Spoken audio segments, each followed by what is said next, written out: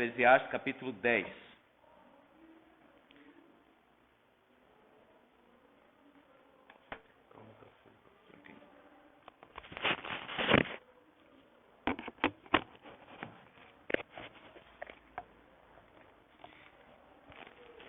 Obrigado, Arnaldo. Então, olha só. Estamos já no capítulo 10, começamos no capítulo 1, né, do começo mesmo. E aqui ele já não está mais perplexo, digamos, com a vida, questionando as coisas. Ele já vai assentando as suas reflexões. Antes ele levanta muitas perguntas, algumas até bem filosóficas, mas agora ele vai trazer questões mais diretas e práticas. Qual a mosca morta faz o unguento do perfumador exalar mau cheiro, assim é para a sabedoria e a honra um pouco de estultícia. Vamos orar mais uma vez. Senhor, pedimos a tua ajuda, pedimos a tua bênção, porque a sabedoria não está no homem, está no Senhor. Pedimos a tua luz, para enxergarmos mais profundamente, ó Deus, os mistérios e a doçura da tua palavra. Pedimos a tua bênção, Senhor, em nome de Jesus. Amém.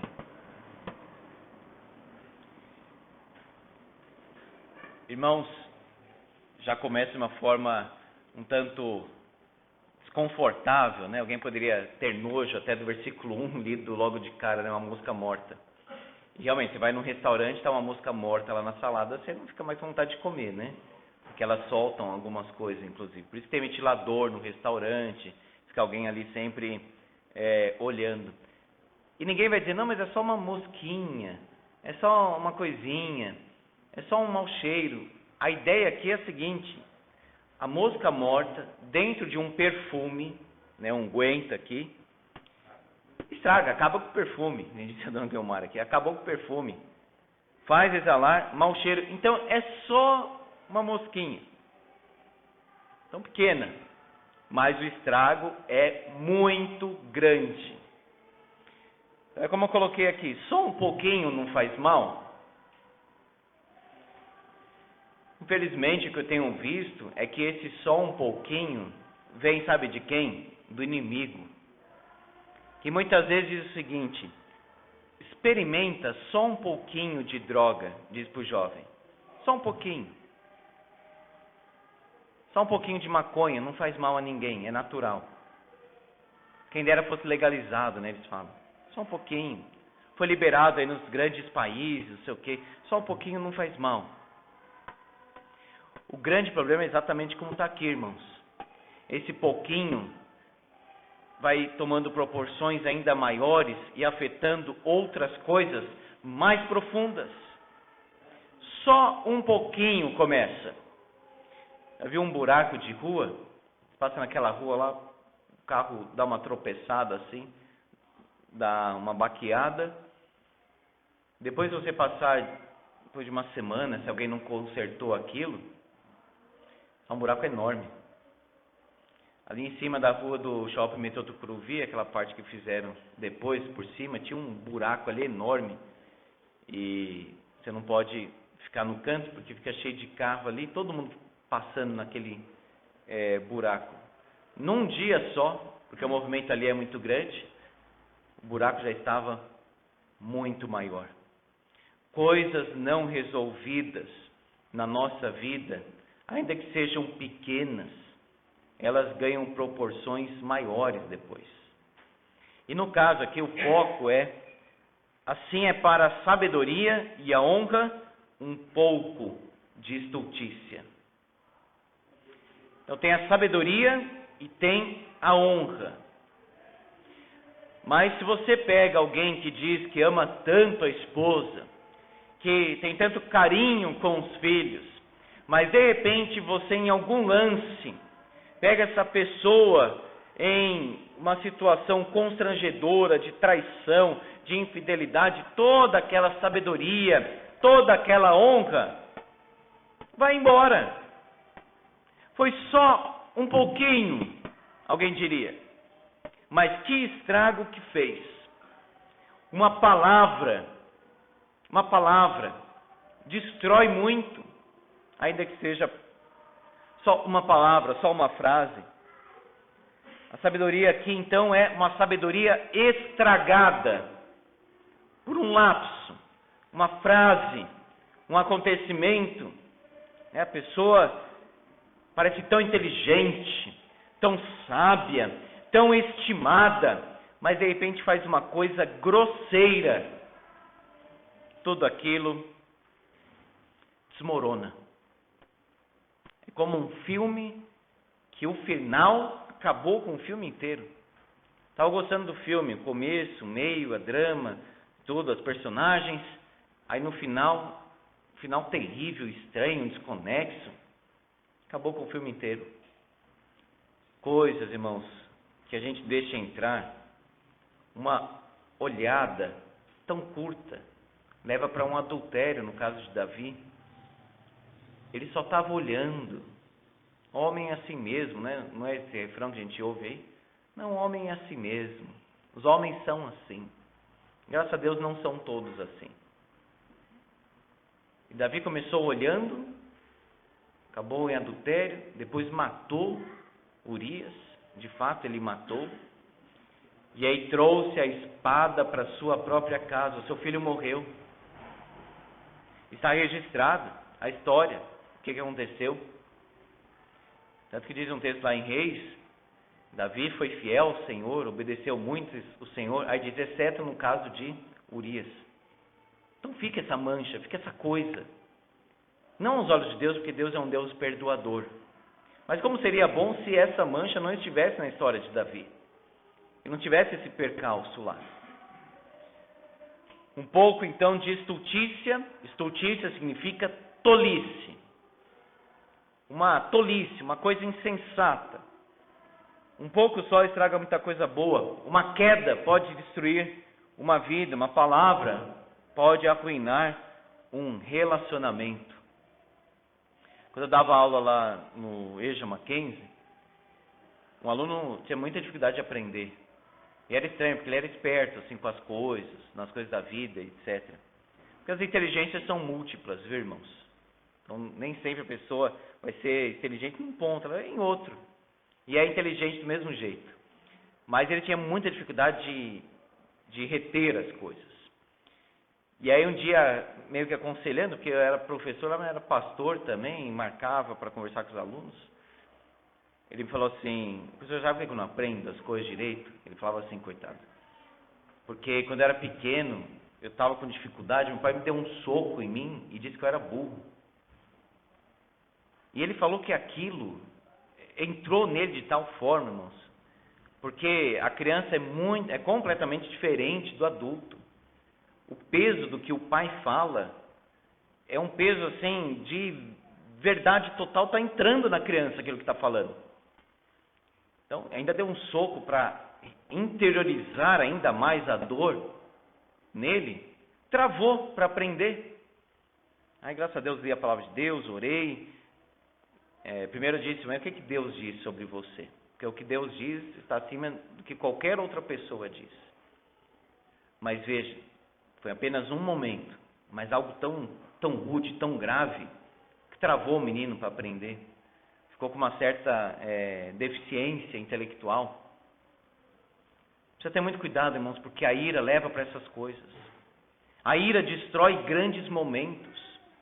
A ira destrói relacionamentos, mas às vezes foi só um momento. Mas o que aconteceu naquele momento, se foi muito grave, pode ser um dano para a vida toda. Uma palavra, então, pode arruinar um relacionamento. Mas e o sábio? Vamos falar agora do sábio. Versículo 2. O coração do sábio se inclina para o lado direito, mas o do estulto para o da esquerda. E aí falamos que, obviamente, irmãos, não está falando aqui uma posição política, não é? Isso seria anacronismo. Anacronismo é quando você tenta encaixar alguma coisa que veio depois, antes. Então foi daquela posição, eu expliquei aqui. Aqueles que estavam à esquerda, no parlamento, lá na Assembleia, tinham ideias mais progressistas, como eles falam, de mudanças, etc. E os mais conservadores, tradicionais, estavam à direita. Então era a posição ali da votação. Apesar de concordarmos que a direita tem defendido os valores cristãos, os princípios cristãos, mas não quer dizer que todo mundo é direita, então é cristão, serve a Deus, teme a Deus. Não é assim também a coisa. A gente não pode ser também iludido com isso e misturar uma coisa. O cristianismo é cristianismo. A direita defende os valores cristãos, não podemos votar na esquerda porque defende aborto, defende LGBT, defende um monte de coisas. Mas, irmãos, não vamos misturar dizendo que é cristianismo aquilo, né? Uma coisa é diferente da outra. Direita, normalmente nós escrevemos com a direita, mão direita. Então, escrevemos e fazemos as coisas, né? Chuta com o pé direito, a bola, etc. Então, a direita, aqui, se refere àquilo que nós temos mais força, mais habilidade, mais destreza. Então, a direita. A esquerda, você tem aquele exemplo de um amigo que sofreu um acidente de moto e teve que escrever, ainda tinha que escrever em hebraico lá no seminário, era uma luta para ele.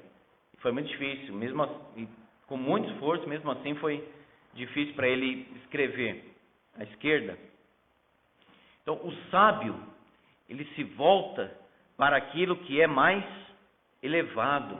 O sábio se volta para aquilo que é mais importante, para aquilo que traz habilidade, para aquilo que traz fruto. O tolo, mesmo sendo algo fútil, que traz fraquezas, que traz inabilidades, o tolo busca essas coisas. Agora, quem busca, no caso do sábio, é o coração dele. Por que o meu coração está querendo isso? Então o coração está sendo tolo. O coração deve querer isto. E o coração, irmãos, é uma fábrica de ídolos. E ele precisa ser cuidado, porque do coração procedem as fontes da vida, saídas da vida. Do coração que procedem todas as coisas. Então eu devo olhar para dentro. Por que eu me inclino? Por que meu coração, por que meu ser interior se inclina para isso? E a palavra de Deus, nós vamos lendo a palavra de Deus, isso vai moldando, costurando os nossos pensamentos, renovando os nossos desejos, e aí a gente começa a se inclinar para aquilo que é bom. Porque os pensamentos, eles interagem com os desejos. Eu desejo porque penso, eu penso porque desejo. O ser humano interage assim, no seu íntimo. Ah, mas não tem jeito, eu quero aquilo. Tem jeito sim, tem jeito de não querer mais. Tem jeito de não se inclinar mais. Agora precisa atingir um lugar mais profundo, que é o coração. E aí fica a pergunta, o que eu estou desejando? Vale a pena? É melhor? É satisfatório? Compensa para a vida isso ou não? Eu estou me inclinando a coisas inúteis e fúteis. Ou seja, eu estou desperdiçando a vida. A vida passa muito rápido para a gente desperdiçar. E mesmo que fosse tão pouco de vida, Deus permitisse, nós teríamos que viver da melhor forma possível. Seja pouco, seja muito, seja passando rápido ou não, irmãos, Deus nos criou com um propósito. Deus nos criou para algo infinitamente maior. Então a gente vai se inclinar para quê? O coração do sábio se inclina para o lado direito. Versículo 3. Quando o tolo vai pelo caminho, falta-lhe o entendimento, e assim a todos mostra que é estulto. Então veja, quando ele vai, algo lhe falta, que é o entendimento. Então ele está indo, ele está caminhando, mas você percebe, olha só, a todos mostra, fica evidente que é tolo. Quem olha, vê um caminho de tolice, falta sabedoria, falta discernimento. Então, olha só, ele é tolo, diz o texto. E essa tolice se torna notória e vexatória. Fica evidente a falta de entendimento. Por isso que na educação dos nossos filhos, nós precisamos treinar os nossos filhos. A palavra educar, na sua raiz, né, original, é essa ideia de treino. É quase um militarismo aquilo. É treinar, educar é treinar. É treinar a mente, treinar o corpo. O que estamos fazendo com os nossos filhos? Treinando os nossos filhos para a sabedoria, para a virtude. Nós estamos entregando para eles aquilo que realmente é mais elevado, está num plano melhor de sabedoria? Ou são coisas fúteis, tolas?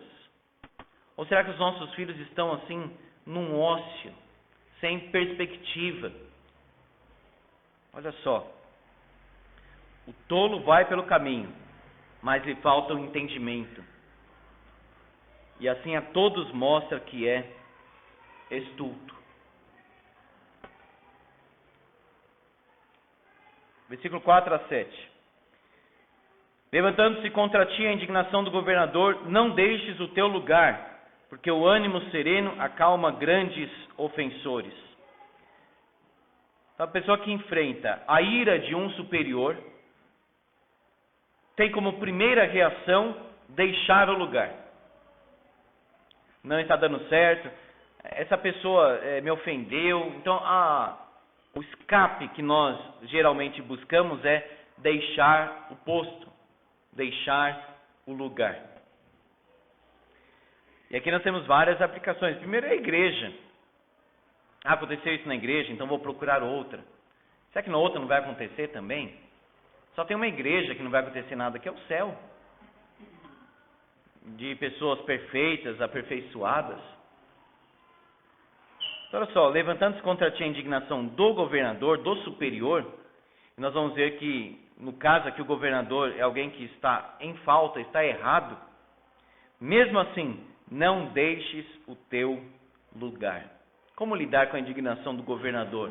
Como lidar com a ira de um chefe? O que nós precisamos entender, irmãos, é que nós não podemos sempre fugir das dificuldades da vida. Escapar das coisas para não sofrer e para não ter desconforto. Melhor é ensinar a lidar com aquilo, a superar na força de Deus. Então, olha só, não estou conseguindo terminar a faculdade, o jovem diz. Filho, então vamos fazer outra. Esse é o caminho? Ele vai sair com um sentimento de derrota, de frustração. Então o caminho é o seguinte: por que não está conseguindo? O que está faltando? O que pode ser tirado para você estudar mais? E para realmente terminar aquele curso.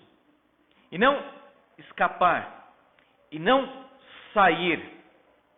É claro, por força maior pode ter 1000 coisas acontecendo, saúde, etc. Agora, por fraqueza, por inabilidade, não. Ou por medo, né? Olha só, levantando-se contra ti a indignação do governador. Aí a pessoa sai correndo assim, com medo? Não. Não deixes o teu lugar. Aí diz, porque o ânimo sereno acalma grandes ofensores. O autor aqui, com sabedoria, está dizendo o seguinte: ao invés de escapar, procure acalmar a situação. Ao invés de você sofrer a ira e fugir, sofra a ira e abençoe aquela pessoa que está irada com a sua serenidade. Nós já vimos aqui que a ira se abriga no íntimo dos insensatos. Está aí no capítulo 7. Melhor é o paciente do que o arrogante. Não te apresses em irar-te, porque a ira se abriga no íntimo dos insensatos. O ânimo sereno acalma grandes ofensores. Então você já deve ter visto isso numa reunião, todo mundo se ofendendo, uma coisa, um caos. Aí vem uma pessoa e o assunto não chega a lugar nenhum. Fica daquilo para pior. Mas um sábio, uma pessoa experiente, madura, com uma palavra sempre precisa, porque o sábio não fala muito, mas fala com precisão, fala bem. E aí vem alguém, coloca uma coisa, e aquilo é o término da discussão. Porque aquela palavra com muita sabedoria teve mais peso do que os gritos. Olha só aí no versículo que nós lemos no capítulo 9:17. As palavras dos sábios, ouvidas em silêncio, valem mais do que os gritos de quem governa entre tolos. O grito em si, procura dar aquela ênfase, às vezes é necessário em certos contextos, mas a sabedoria ela tem valor nela mesma. Então não precisa, digamos, do recurso de uma oratória, de uma eloquência, porque ela mesma, a sabedoria, já vale em si. O ânimo sereno acalma grandes ofensores. Agora, para acalmar outras pessoas, nós precisamos, irmãos, nos acalmar. O Senhor mesmo precisa trazer serenidade no nosso coração. Não saia do seu lugar, não perca o ânimo, não esqueça que não há homem que não peque. Não existe algo novo nesse sentido debaixo do sol, diz Eclesiastes.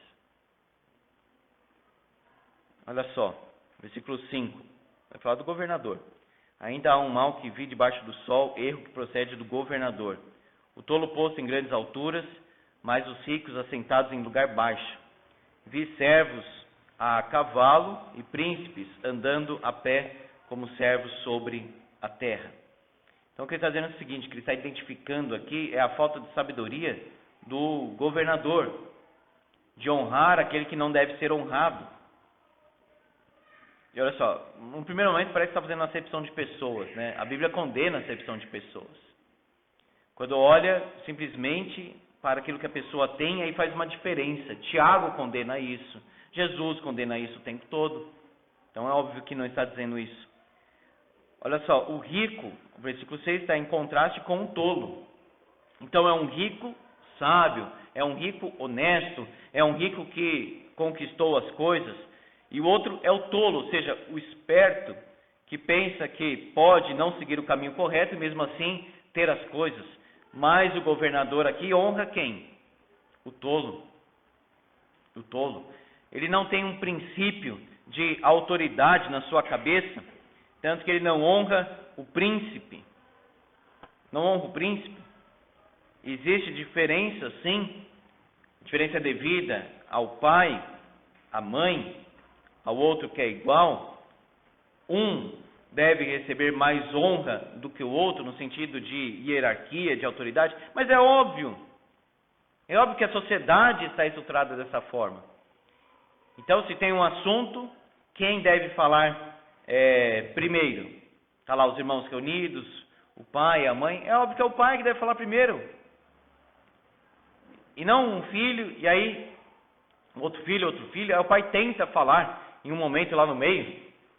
Não, isso é falta de princípio de autoridade, que a Bíblia defende. Eu citei aqui até a lei de Levítico 18, se eu não me engano, diz o seguinte: na presença dos cabelos brancos, você deve se levantar. Princípio de autoridade. Respeitar o rei, honrar o rei, não importa se concorda, se discorda, ou sei lá o que, é um princípio de autoridade, diz Pedro. Então deve ser honrado. Então veja, o governador não está governando bem. Ele está lançando a indignação contra uma pessoa que não deveria receber aquilo. Mesmo assim a Bíblia diz, não deixe o teu lugar por causa disso. Não queira fugir, digamos assim, das situações, mas procure ter o ânimo sereno. Mas, irmãos, nós não temos ânimo sereno nenhum. A gente quer ir embora mesmo quando tem alguma coisa. A nossa tendência é querer fugir daquilo. Por isso que hoje tem tanto divórcio. Por porque é mais fácil deixar, mais fácil abandonar, ao invés de lutar. Não deixe o seu lugar e procure ser uma pessoa paciente. Paciência é fruto do Espírito.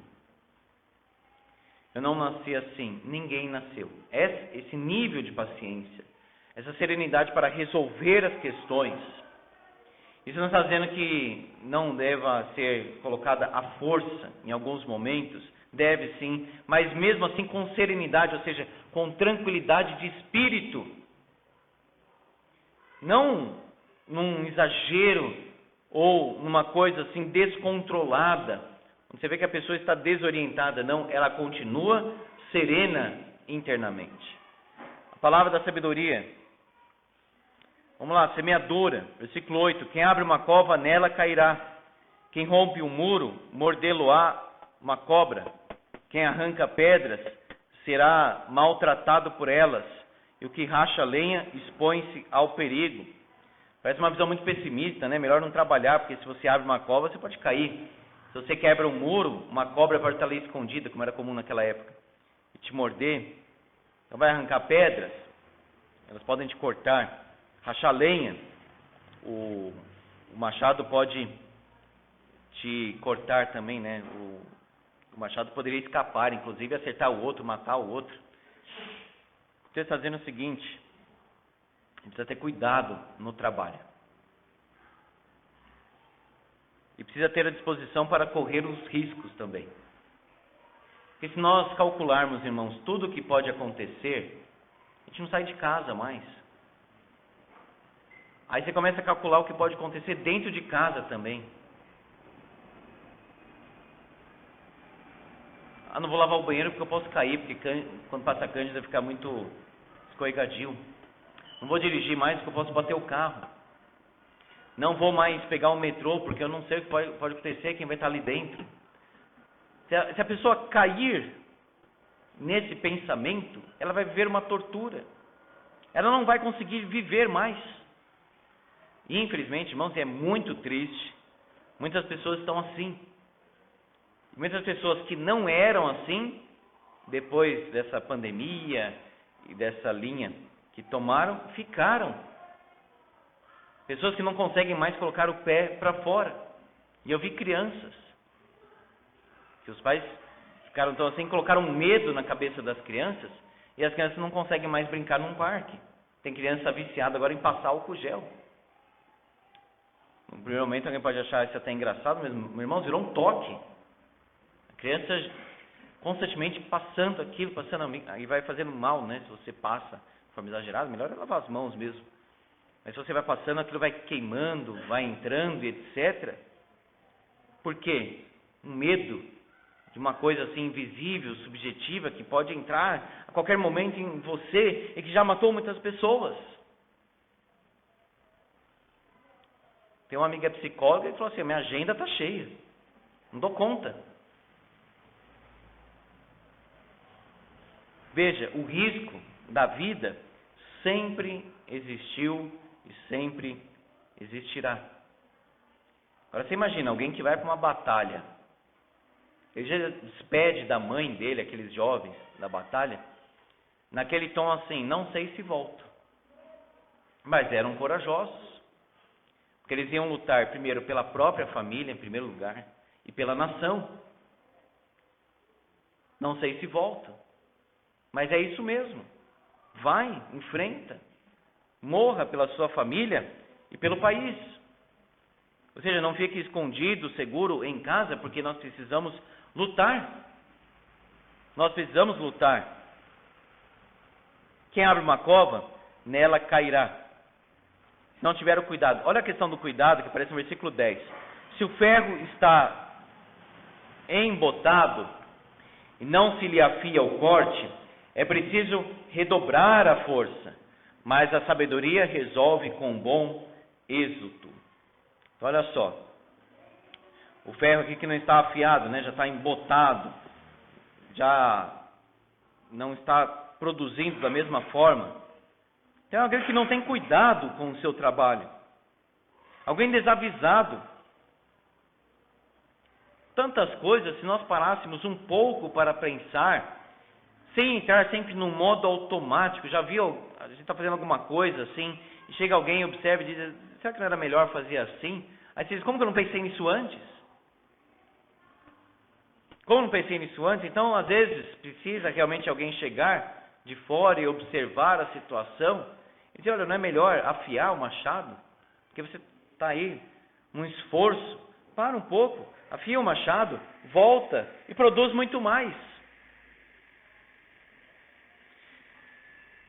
Por exemplo, o aluno que de repente passa a noite inteira estudando para uma prova e às vezes vai fazer a prova pela falta do sono, o que acontece?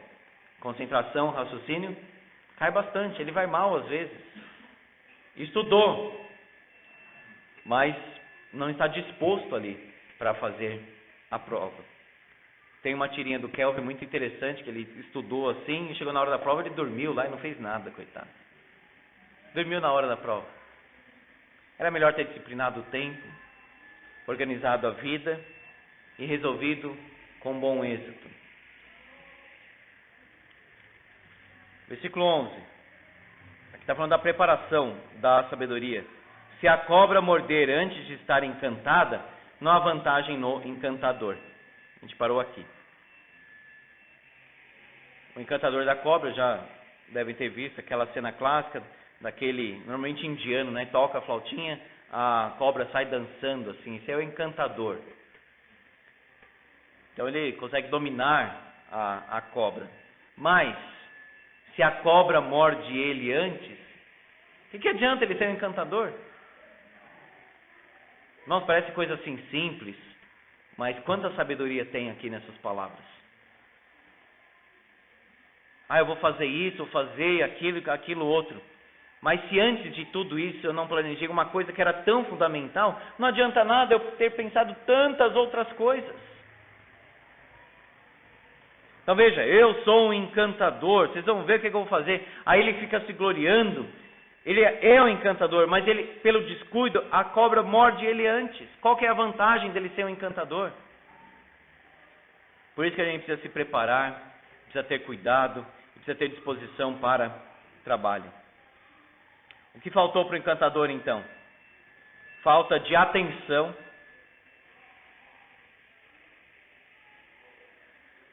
cuidado, astúcia, naquela aplicação positiva da palavra, e percepção. Não percebeu e a cobra mordeu ali.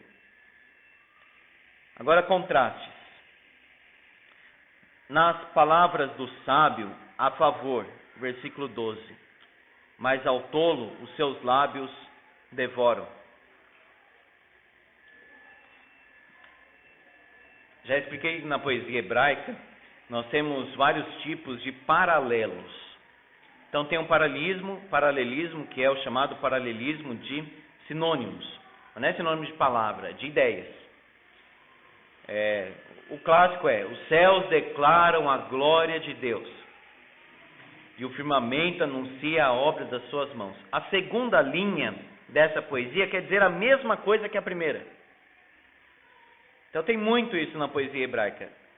A segunda linha diz com outras palavras o que a primeira já disse. Então, para não repetir, e não só na poesia hebraica, né, mas todas as poesias, escritos, você evita repetir a mesma palavra, um texto fica um tanto cansativo, pesado.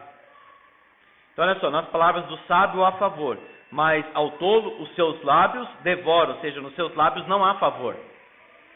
Essa é a ideia. Favor, aquilo que é útil, aquilo que presta, aquilo que pode ser usado. A palavra do sábio, então, ela vem para somar. Muitas vezes dói. É fato, dói. É, às vezes, desconfortável, porque nós somos orgulhosos. Nosso coração não quer ouvir críticas. Não importa quem fez a crítica, não importa se a crítica em si é maldosa ou não é. O que nos cabe é pensar, é verdade isso ou não é? Tem coerência ou não tem? Então, o sábio, ele recebe bem as coisas. E ele traz favor, ele fala para edificação. O tolo não está preocupado. E às vezes a pessoa fala assim, eu falei. O que eu falei é verdade. A pessoa, então tinha que ter falado. Nem sempre. Nem sempre. Jesus não respondeu palavra diante do tribunal judaico e romano. Para cumprir as profecias, ele, como uma ovelha muda ali, ficou calado. Eclesiastes diz, o sábio conhece o tempo e o modo. Nisso há sabedoria. Então olha só, o tolo não se preocupa, ele se preocupa em falar. Por exemplo, o pai, a mãe, um deles assim está estressado com o filho. O filho fez uma coisa. Aí diz assim, filho, senta aqui. Aí ele passa 1 hora falando com o filho. 1 hora. Aí depois de ter falado por 1 hora, ele diz assim, agora eu estou me sentindo bem. Não tem isso? Agora eu estou me sentindo bem? Desabafei? E o outro, como está? Então, às vezes a gente fala para a gente se sentir bem, mas e o outro, como está? Ah, que bom, desabafei. Mas aí descarregou tudo no outro. É sábio isso? É sábio descalcular o peso das palavras? O sábio, então, fala para edificação. O sábio conhece o tempo, o modo. As primeiras palavras da boca do tolo, versículo 13, são estultícia. Começou mal, terminou pior. E as últimas, loucura perversa. Na largada, dos corredores e tal, imagina alguém cair ali. Você dá o tiro da largada, o sujeito está lá posicionado, aqueles corredores assim, de tantos metros. Aí, na largada, de repente ele se assusta, dá uma coisa, ele cai ali. Cai de uma forma assim, feia e tal, machuca uma parte. Aí você pensa, como que ele vai terminar a corrida, se ele já começou assim? É isso que o Eclesiastes está dizendo. Você já começou a falar errado. Então, vai consertar no meio do caminho e vai terminar bem isso? O Eclesiastes está dizendo, quando o tolo começa a falar, as primeiras palavras já são tolice. Mas ele vai fortalecendo tanto que ele termina pior do que começou.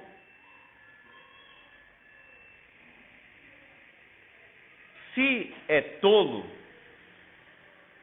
vai falar sabedoria? O tolo fala tolice. Que o tolo termina o seu discurso pior do que começou. Versículo 14. Então, primeiro, devorar, aquilo que faz mal. Versículo 13, a estultícia, a loucura. Versículo 13. E agora no versículo 14, irmãos. O excesso. O estulto multiplica as palavras, ainda que o homem não sabe o que sucederá. E quem lhe manifestará o que será depois dele?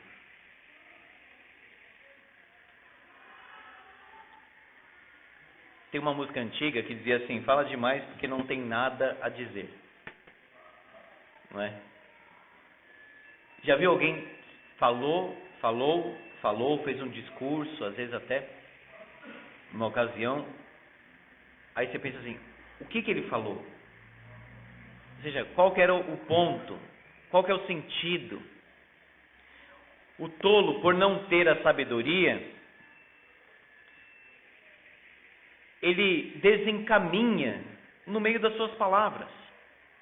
Ou seja, ele não tem um objetivo. O estulto multiplica as palavras. Então, vai saindo palavra. Ele está falando de uma forma assim, atordoada, excessiva. Olha só, o estulto multiplica as palavras.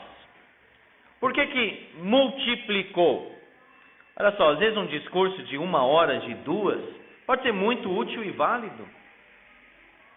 O apóstolo Paulo, por exemplo, naquela ocasião, irmãos, não é que ele sempre fazia isso, mas naquela ocasião em que ele estava de partida no dia seguinte, ele prolongou o seu discurso, certo? Tem esse contexto ali, no caso. Prolongou o seu discurso.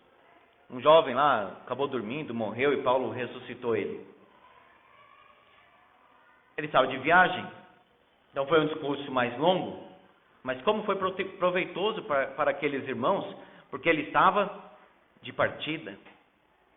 Então aquela conversa com uma pessoa que a gente não via já há muito tempo, aí você diz, nós ficamos lá conversando horas e horas, que bom que ficou conversando. Agora está falando aqui de um tolo, ele é tolo.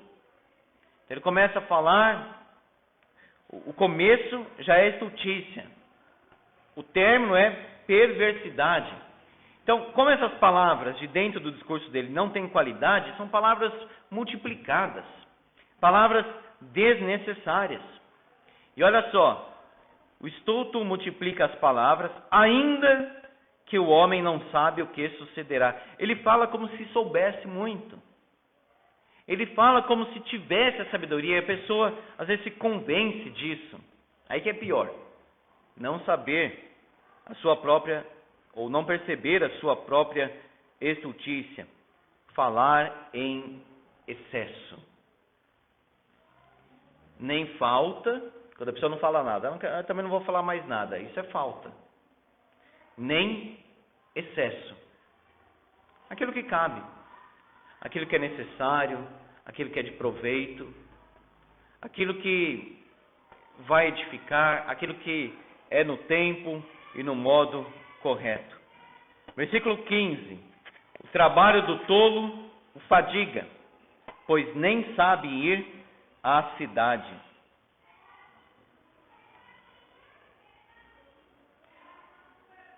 O trabalho fadiga ou não?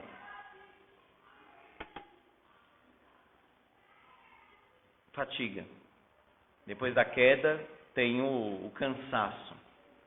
Agora, a ideia aqui é aquele cansaço assim, já meio deprimente, já meio excessivo. É óbvio, irmãos. Eu estou cansado hoje. Que bom, quer dizer que trabalhou muito. Quem não está cansado precisa cansar. Porque o dia do Senhor é dia de descanso. Para quem está cansado porque trabalhou, não é verdade? Agora, o tolo aqui é aquele que vê no seu trabalho só um peso, só uma carga. E não uma bênção dada por Deus, etc. Olha só, pois nem sabe ir à cidade. O que acontece? Como ele dispersa muito no seu trabalho, como ele é infrutífero por ser tolo, como ele é ingrato na volta para a cidade. Irmãos, pensem naquele mundo em que as pessoas saíam da cidade, iam para o campo, para a agrícola, etc., para os campos, né? Aí para voltar, ele é totalmente disperso. Ele é disperso no seu trabalho e aí não consegue ir à cidade novamente. É um tolo. Nem sabe ir à cidade. Às vezes não quer ir à cidade também. Falei para uma irmã de outra igreja. Ela estava reclamando do marido muito ausente de casa. Aí o marido gostava de ficar com os amigos. Irmãos, casou. Agora a amizade é a família ali. Acabou. Não tem essa conversa de ir para casa, amigos, e ficar disperso assim. O homem é o seguinte, ele sai para trabalhar e ele volta diretamente para a sua casa. Não faz paradinhas no meio do caminho. Paradinha no bar para tomar uma cervejinha. Paradinha na casa de um amigo, etc. De uma forma muito constante. E a esposa lá sozinha em casa. Faz sentido isso? Às vezes cuidando dos filhos, tem que fazer isso e aquilo. E o sujeito lá disperso na cidade, desencaminhado, desorientado. Casou, Agora, a cabeça tem que se voltar para o lar. Para o lar. A cabeça tem que se voltar agora para responsabilidade. Trabalho. Está cansado? Peça força para Deus, continua trabalhando. Agora, o tolo, ele não consegue ver isso. Ele não consegue viver um trabalho responsável que realmente irá direcionar a sua vida. Olha só, nem sabe ir à cidade. O que ele faz no seu trabalho não é bom, e o que ele faz quando sai do seu trabalho não é bom. Ele começa uma palavra de uma forma ruim e termina pior. Ele erra o caminho de volta, isso demonstra falta de concentração, falta de experiência e falta de direção. Eu falei para esse homem, olha, o caminho é de volta para casa. Não é de antes passa no bar. Antes passa na casa de alguém e fica lá. O homem casado, a mulher casada precisa assumir as responsabilidades. As responsabilidades. Nem sabe ir à cidade.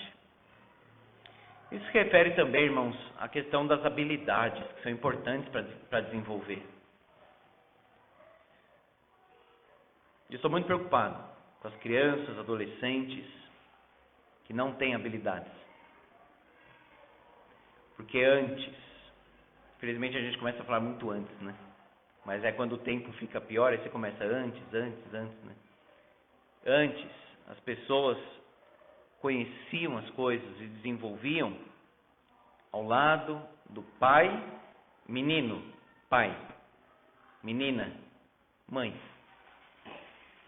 Ganhava as habilidades. É o que o pessoal do homeschooling fala muito. Essa questão da escola tomar a criança, e às vezes por muito tempo, e agora quase que formatar a cabeça da criança, isso é muito perigoso. Ainda mais em dias maus, irmãos. Em dias maus. E aí chega em casa, muitas vezes não vai ter um momento ainda de aprendizado espiritual, de vivência familiar, porque tem que fazer as coisas de casa, etc. A criança cresce sozinha às vezes, sem referenciais diretos. Aí você olha para um adolescente, vive no celular. Ele não sabe tocar nada, nenhum instrumento. O instrumento eleva a alma, viu, irmãos? Eleva a concentração. A música é poderosa assim, para a vida como um todo. Todos deveriam aprender ou música ou instrumento, alguma coisa. Aí você pergunta, que livro que leu? Não leu nada. Não leu nada. Aí o que você gosta de fazer? Ele não sabe nem falar. Aí o que você faz assim na semana, no final de semana? Para onde você vai e tal? Nada. E nada. E nada. Como que alguém crescendo assim, irmãos, vai trabalhar bem? Como alguém crescendo dessa forma vai saber ir à cidade? Vai ser alguém esforçado que irá conseguir terminar sequer as coisas, conseguir terminar um livro. A educação, no seu ideal, é leitura. Leitura. A leitura que dá essa formação intelectual. A leitura de um texto, a interpretação do texto, a correlação do texto com outras ideias. Você conhece uma escola boa pela quantidade de livros que essa escola exige dos seus alunos. Tem uma escritora muito importante, escreveu um livro Educando para a Curiosidade. Se eu não me engano, é esse o título do livro. E ela escreveu essa semana nas redes.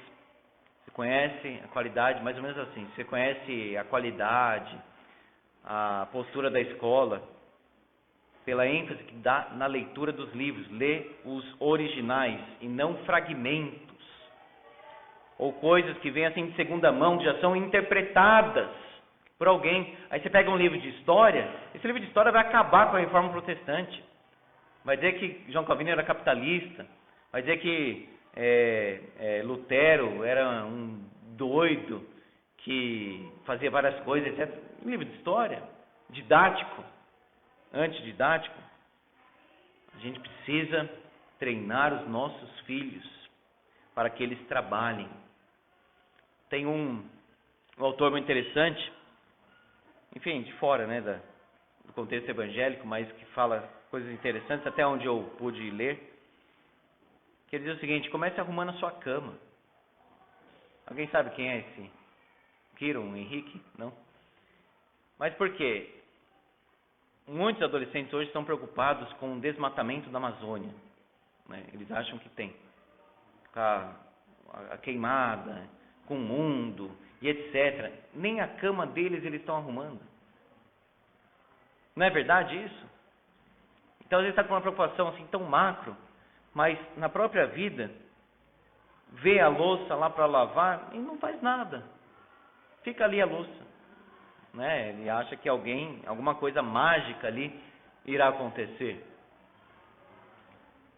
Nós precisamos ensinar os nossos filhos desde pequenininhos as responsabilidades do lar, a responsabilidade da organização e habilidades para ir e vir e estudar e ler e falar. E às vezes nós, pais, temos medo de deixar o filho numa situação, o que vai acontecer com ele? Aí a gente vai e faz por ele. É horrível isso, é danoso. Precisa deixar. Errou. Nós erramos até hoje muitas vezes, e aí Deus vai nos ensinando no acerto. Olha só, o trabalho do tolo fadiga. Ele fica assim, mal com o seu trabalho e não sabe ir à cidade. Falta a ele a habilidade. Versículo 16. Vamos caminhando para o fim agora. O governo da sabedoria. Ai de ti, ó terra, cujo rei é criança, cujos príncipes se banqueteiam já de manhã. Como um rei é criança. De fato, em Israel, às vezes, o rei era colocado no trono criança ainda, 8 anos, às vezes até menos. Mas tinha lá os seus conselheiros, é óbvio que tinha. E normalmente queriam colocar alguém assim, porque na verdade quem iria governar era o outro, né, os conselheiros. Mas a ideia de criança aqui é basicamente a imaturidade. A falta de visão maior, a falta de percepção, a falta de sabedoria, que é o caso aqui. Então olha só, o rei, aquele que está em posição de autoridade, se ele não tem a sabedoria, se ele é um tolo e insensato, quer dizer, isso não vai ser ruim somente para ele, vai ser ruim para todos que estão debaixo do governo. Então por isso que diz: ai de ti, ó terra, o rei é criança. E os príncipes, o que eles fazem? Se banqueteiam já de manhã. Isso aqui é excesso. Como que alguém está buscando os prazeres assim já de manhã? Já de manhã deveria estar fazendo o quê? Trabalhando. Com os interesses. Às vezes, irmãos, os excessos dos banquetes, das regalias e etc. desvirtuam o governo ou as autoridades.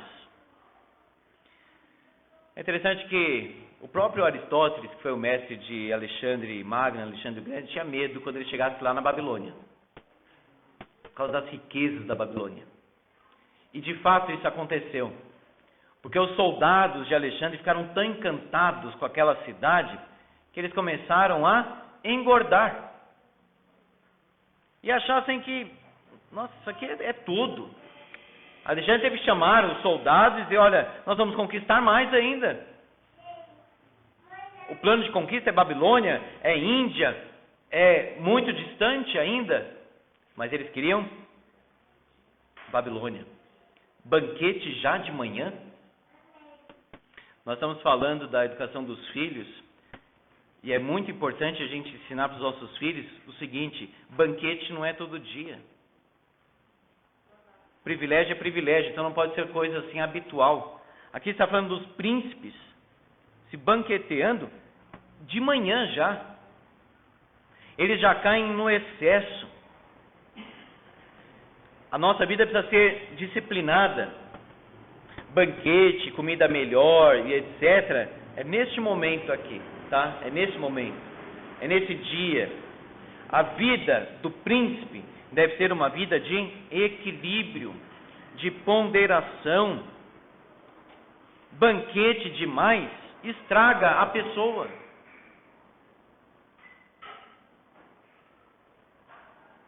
Eu quero banquete todo dia e banquete logo de manhã. Precisa ter sobriedade. Deus nos criou, irmãos, para o trabalho. E sabe por que muitas vezes Deus não dá demais? Porque a gente acostuma mal muito fácil. João Calvino, escrevendo sobre Alexandre, ele dizia o seguinte: ele morreu por causa da sua própria bebida. Ninguém sabe exatamente como que ele morreu. Uns acham que ele foi envenenado, outros acham que foi a própria exaustão de tantas conquistas sem parar. E João Calvino deu essa sugestão aí: ele morreu de tanto beber. Ele se afogou no vinho, disse lá João Calvino. Excesso, excesso, excesso, excesso. Um homem que partiu para as campanhas e esqueceu completamente da sua casa na Macedônia, não deixou nenhum herdeiro. E aí? Que adianta tanta conquista? Os príncipes aqui se banqueteiam já de manhã, uma vida de excesso, uma vida que busca prazer e curtição e humor o tempo todo. Tudo tem que ter humor, tudo tem que ter um banquete. A vida real, com responsabilidade, não é assim. Versículo 17. Ditosa tua terra, cujo rei é filho de nobres e cujos príncipes se sentam à mesa. Olha agora, em contraste com o banquete. Cujos príncipes se sentam à mesa a seu tempo. Agora é o momento de comer, então agora é o momento de comer, não antes. Ensine isso para o seu filho. Pai, posso comer uma bolacha antes do almoço? Não! Tem o horário do almoço. Ah, posso comer um doce hoje? Já comeu um monte no final de semana? Não, na semana não. Tem que ter, irmãos, equilíbrio, tem que saber que existe hora e momento para as coisas, senão vai ser um adulto que não sabe se disciplinar em outras coisas também. Mas olha só, aquele que teve boas referências, filho de nobres. Os príncipes se sentam à mesa a seu tempo, tem a hora de comer. E por que eles sentam à mesa? Não é para cair no excesso, para refazerem as forças e não para bebedice. É para refazer as forças. Comer é bom, mas o propósito maior de comer é ganhar força. É força para o corpo, é energia para o corpo. E não simplesmente prazer, prazer e prazer. O banquete, então, deve ser aquilo que é exceção na nossa vida. É um privilégio, digamos assim. E não aquilo que é a norma. Beber, comer e curtir. Cai no quê? Preguiça. Está aí o versículo 18. Pela muita preguiça desaba o teto. O teto já está desabando. Mas o que o preguiçoso diz? Acho que aguenta mais um pouquinho. Depois eu faço. É comum dizer, o preguiçoso deixa para amanhã o que já deixou para hoje. Então, só, para o teto desabar, irmãos, já teve muito sinal aqui, não teve? Mas o preguiçoso, é tão difícil para o preguiçoso agir, é tão pesado tudo, que às vezes ele até pensa, vale o risco, viu? Vale o risco para eu permanecer aqui, sentado eternamente. O teto desaba. A Bíblia exagera em algumas cenas para mostrar como a preguiça é um pecado, digamos assim, exagerado. Provérbios diz que o preguiçoso até quer comer, mas ele tem tanta preguiça de pegar o garfo e colocar assim na boca, que ele não consegue. Ninguém pode dizer, mas existe um preguiçoso assim? A ideia, irmãos, é o seguinte, que a pessoa até quer as coisas, mas não quer o trabalho. Então você vê alguém que, o sujeito é inteligente, conseguiu uma promoção no trabalho e tal. Mas como que ele conseguiu? Pensando em termos ideais, né, de trabalho. Será que veio do nada? Será que não teve um curso de muito curso ali? Será que ele não apanhou muito para chegar naquele lugar também? Então, às vezes o preguiçoso diz assim, eu queria tanto aquilo, mas você quer o caminho para chegar até lá? Está disposto a realmente sofrer para conquistar aquilo? O preguiçoso, olha aí, pela muita preguiça, desaba o teto, e pela frouxidão das mãos, goteja a casa cheia de goteira, porque ele até tem mãos para trabalhar, mas são mãos moles. A frouxidão das mãos é aquela pessoa que pega algo para fazer, mas é tudo muito mole, muito devagar, não sai. Você pensa, esse trabalho foi entregue para aquela pessoa. Você deve ter alguém lá no seu trabalho que você pensa isso. O trabalho foi entregue para aquela pessoa. Você pensa, será que vai sair? E muitas vezes o chefe entrega um trabalho para alguém e ele mesmo pensa o seguinte, eu vou ter que ficar em cima, senão não sai. O cristão não pode ser assim, irmãos. A gente precisa ter muito cuidado para não cair nisso. Alguém tem que ficar me pressionando para que algo saia. Preguiça é pecado. Preguiça ofende a Deus. Não, mas não estou fazendo mal a ninguém. Está fazendo sim. Está fazendo mal para si, para a família, para a nação, para a igreja, para o mundo. Está fazendo mal para o reino de Deus, inclusive. Longe de nós a preguiça. Vai ter com a formiga, preguiçoso, diz a Bíblia. Agora você imagina alguém do ter com a formiga. Davi gosta muito de ver formiga, né? Então ele ajoelha, abaixa e observa. Então dá uma ideia assim de que o preguiçoso precisa se humilhar. Porque veja, não está dizendo assim, vai ter com os grandes, os nobres, etc. Vai ter com a formiguinha, vai aprender lá com a formiguinha.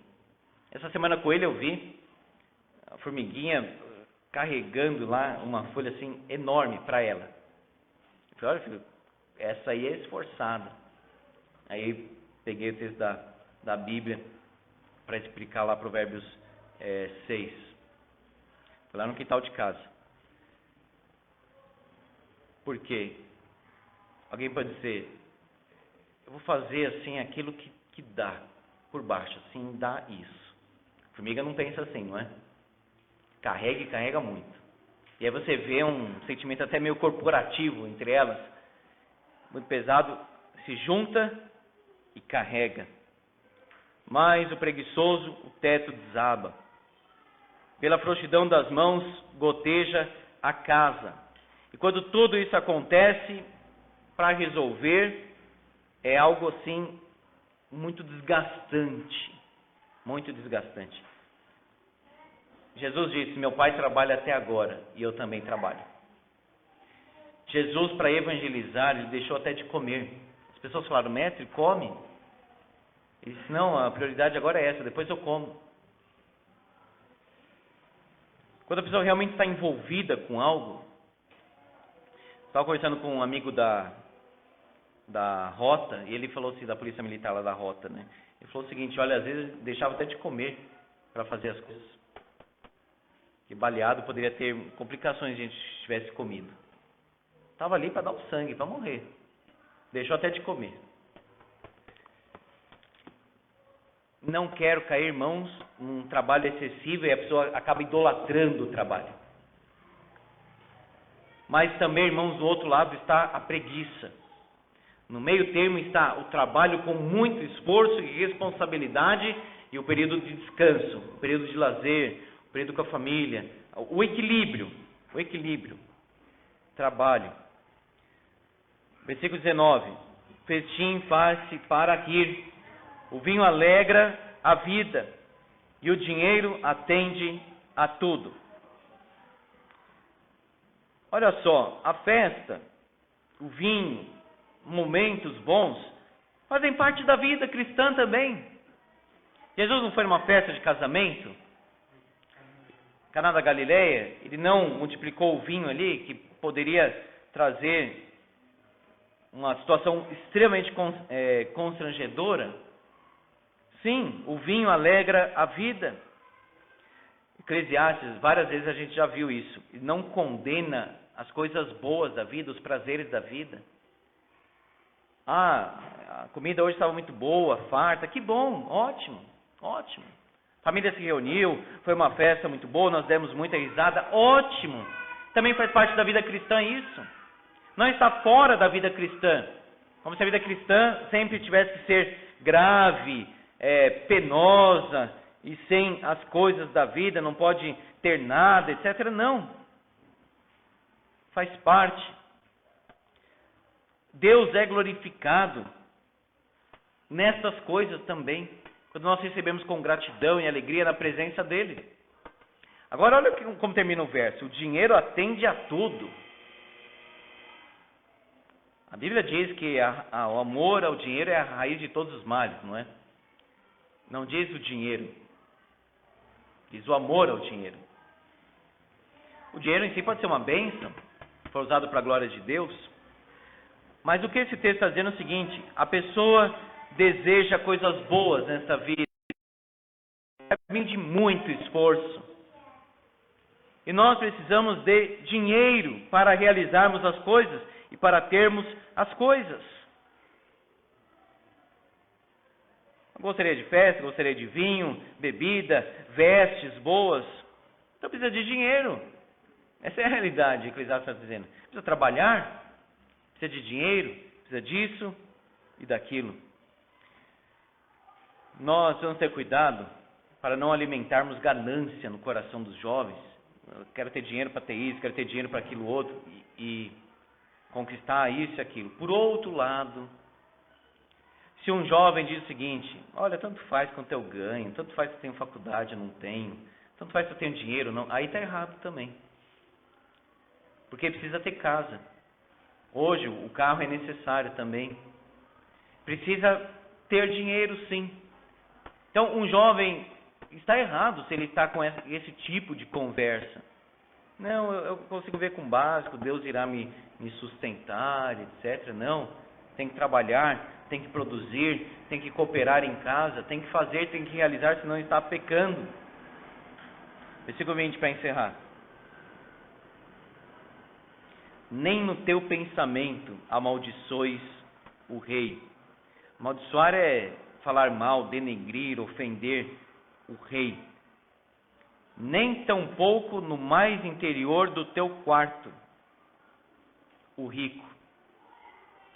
Porque as aves dos céus poderiam levar a tua voz, e o que tem asas daria notícia das tuas palavras. Quantas vezes, talvez você contou só para uma pessoa que confiava muito. Aí essa pessoa disse: eu vou contar só para aquela pessoa, né? Daí o terceiro falou: vou contar só para você. Todo mundo já está sabendo aí, né? Porque foi só para um. Foi só para um. É muito antigo, até citei aqui um texto, né, um comentário, que diz o seguinte: um passarinho me contou. Já ouviu isso? Quem te disse isso? A pessoa diz: um passarinho me contou. É mais ou menos o que está escrito aqui no versículo 20. Olha só: um passarinho me contou, isto é, ouvi rumores. É um provérbio de várias culturas, conhecido desde os antigos hititas, antes de Salomão até mais tarde os gregos e até em nossos dias. Precisa ter muito cuidado com o que fala. O autor está dizendo aqui o seguinte, é nessa questão.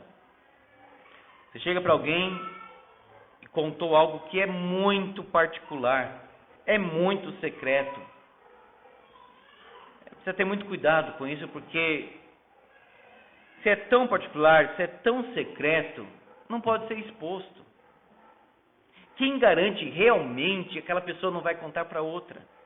Se é tão particular seu, fique com você e Deus. Fique com você e sua família.